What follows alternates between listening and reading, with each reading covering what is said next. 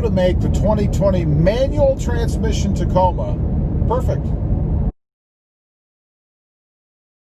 Well, good afternoon, everybody, and welcome back to the channel.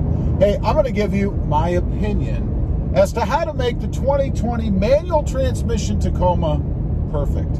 Now, I say manual transmission because it's all one package, right? I mean, I have the manual transmission in the off-road version, and I gotta say, I finally think I have it dialed in to where, at least for me, the truck is perfect. Now, what have I done? What do I think you should do? Of course, it's up to you. It's your money. Do what you want. But this is what I've done to my truck to get it to the level that it's at now, that again, I think is just perfect. First of all, the lift. You know, I had struggled with comfort problems, let's say, ride quality, with the lift I had before. Now, I don't believe it was anything that was wrong with the lift. It was simply the way the stock truck was set up in combination with the lift I have on it. Now, what I did, originally, of course, I had a 3.2 ReadyLift, which is a great lift. It's cheap, it works, it's fine, unless you have the off-road version. Because of the difference in the suspension on the off-road version of the Tacoma, it takes a little bit more to make it perfect. First of all, you need to replace the shocks in the rear. I went with 5100 Bilsteins. You need something more substantial, something beefier, you know? And I accomplished that by going with the 5100 Bilsteins in the rear. In the front, you need a coilover and a beefier strut. I ended up going with ReadyLift's coilover version, what I like to call the hybrid lift, because it does incorporate a spacer in the coilover. So anyway, it's a coilover with a 6112 Bilstein shock. I mean, the best of both worlds, right? And one thing I left out, I forgot, I still do have the 2-inch block in the back. So in essence, we have what I'm calling kind of a hybrid lift. We've got the 5100s in the back with the block and the ReadyLift coilovers with a spacer and the Bilstein 6112s in the front. That is just awesome. Now, in addition to that, there's a few other things you need to make sure that you do. First of all, you need to have the differential drop, right? It's a little 1-inch spacer, it needs to be put in. You need to make sure that you do that. In addition, you need to have the strut bar drop in the front. That's another little spacer that fits in. It's about, maybe between 1/2 inch and 3/4 inch, maybe 3/4 inch, something like that. But you need to make sure that you do that. If you don't change out your front skid plate, your factory front skid plate, that little thin thing that's on the front of the truck, then you need to go ahead and make sure that you put the spacer in there. The kit from ReadyLift comes with all of these spacers. So you need to make sure that you do that. Very important. So that you keep the geometry of the truck as close to stock for stock feel as you can. And I've got to say, with that setup, the truck is fantastic. It feels like it felt the day that I got it, albeit it does have a little bit of a firmer ride.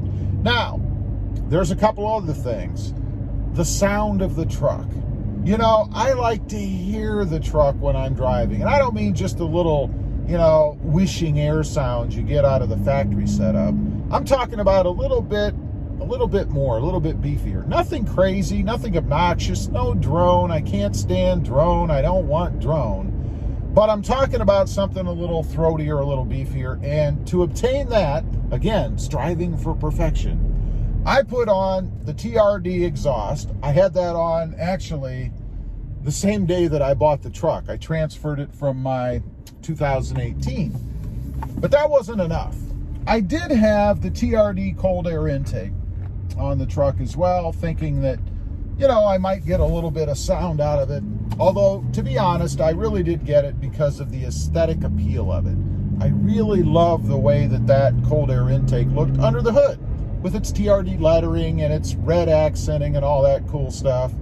It really did look good. But in the end, my heart always laid with S&B, right? I love the S&B cold air intake with the clear cover over the top, the great big gigantic filter in there. And even more importantly, I got a couple of extra benefits out of that. After having it on the truck for a little while, driving around, kind of getting a feel for it, I've discovered a couple of things. One, it gives me a little bit throatier exhaust, and that might be because it's matched up with the TRD exhaust. I don't know, but I get a little bit more growl out of the hood, or from under the hood, I should say, and I can hear that in the cab. Now, I don't know what it sounds like outside, but I got to think it sounds pretty good outside as well. But all I'm really concerned about is what I can hear, right? I didn't put it in for everybody else. And then secondly, and this is a shocker for me, because as I mentioned earlier in a different video, the manufacturers always talk about getting a horsepower bump when you go with their cold air intake. I've never noticed it before, and this is probably, I think this is my fourth cold air intake that I've put on a vehicle. A couple on the Jeeps, and then of course on the Tacoma here, and on the Tundra for that matter. And I never really noticed any kind of a change in output, in horsepower. But I've got to say, after driving this truck for a while, putting in some seat time, it's quicker. It's quicker off the line with the S&B cold air intake. I'm not sponsored by S&B. S&B isn't paying me anything. They didn't send me the intake. This is my honest opinion. It feels quicker. It feels faster. So I don't know if the truck was just borderline where it needed to be before and felt a little underpowered. Now, let me clarify. I'm not saying that the truck is some kind of 0 to 60, hot rod off the line. It's not. It's never going to be. And maybe if you supercharge it or something, or drop a 5-liter Hemi in it, well, then maybe it would. But otherwise, it's never going to be a rocket.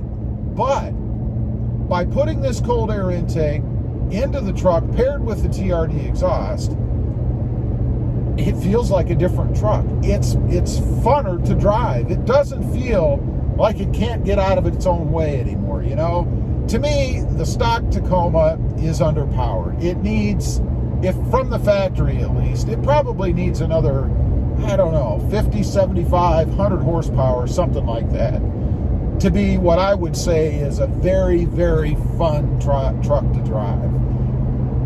I don't think we're ever going to get that, but you can certainly get there maybe a little bit closer with the S&B cold air intake. And I'm sure there's probably other cold air intakes out there that, might yield the same result. Maybe not only S&B, but so far I am really impressed with how the truck feels. The other thing I touched on briefly is ride quality. You've got to put in the right lift, the right setup, the right accessories, if you will, or the right pieces to have a good quality ride in the truck. Nobody likes to bring home their factory truck and then go do something to it and have it be worse than it was before. I mean, that's like a nightmare scenario, right? I mean, you never want to mod a truck, or any vehicle for that matter, and then have something lesser than what you had. It would feel, at least to me, like you've gone backwards, So ride quality improved if you're going to do a lift by doing the right lift. Don't cheap out. The block and spacer lift, again, is a great alternative on the other versions, or I should say other than the off-road. Worked fine on the Sport. Didn't really notice any big issues there, but if you've got the off-road, don't cheap out. Go with something that you're going to like, or you're going to spend at least install money twice, unless you're doing it yourself.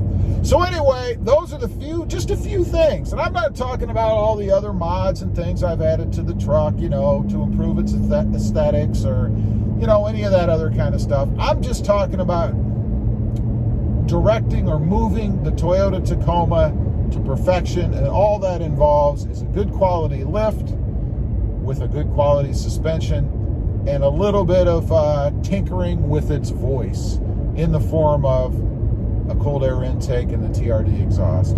Anyway, leave a comment down below. Let me know if you've done these things, if you've noticed any kind of a bump, particularly in power by going with a different cold air intake other than what comes from the factory, which, by the way, is a cold air intake. It's just not the right one for the truck, I don't think. Anyway, appreciate you guys watching. Little shameless plug here. Check out my other channel if you'd like to and you're interested. It is RobMotion JT, all about my 2020 Jeep Gladiator. Don't forget to click that notification bell. And if you wouldn't mind, hit that subscribe button on the way out. Thanks for watching. Stay safe out there.